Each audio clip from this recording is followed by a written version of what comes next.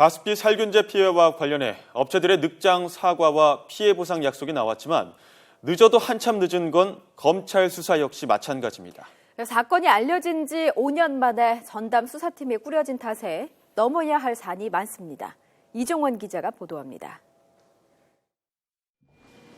지난 2011년 봄, 한 대학병원에서 원인 모를 폐질환 환자가 잇따라 입원하고 이 가운데 산모 4명이 숨지면서 가습기 살균제 문제가 불거졌습니다.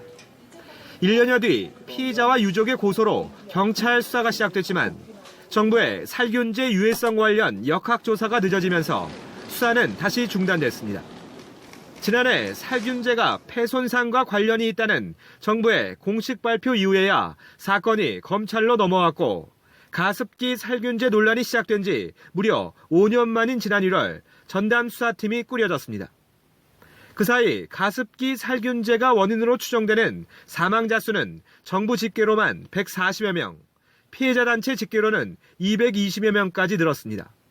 첫 고발부터 3년 9개월이나 지난 시점에서 이루어지는 제조사 소환 조사인 만큼 피해자를 발생시킨 제조 판매사는 한 곳도 빼놓지 말고 소환해 철저하게 수사해야 한다.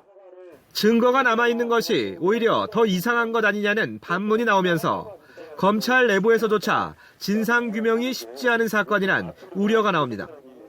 고소고발된 업체들이 대형 로펌의 조력을 받아 만반의 준비를 해온 데다 실제 가장 많은 피해자가 나온 제품을 생산한 옥시 측은 살균제의 유해성을 은폐하고 조작하려 했다는 의혹까지 제기됐습니다. 더구나 명명백백 업체 측의 과실이 인정되더라도 공소시효란 걸림돌까지 남아있습니다.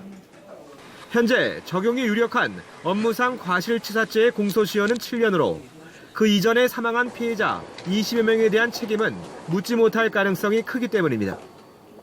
피해자 측에선 공소시효가 없는 살인죄 적용을 주장하고 있지만 제품의 유해성을 알고 있었는지 등을 가리는데도 어려움을 겪고 있는 검찰 수사로는 살인의 고의까지 입증하는 건 한계가 있다는 의견이 대다수입니다.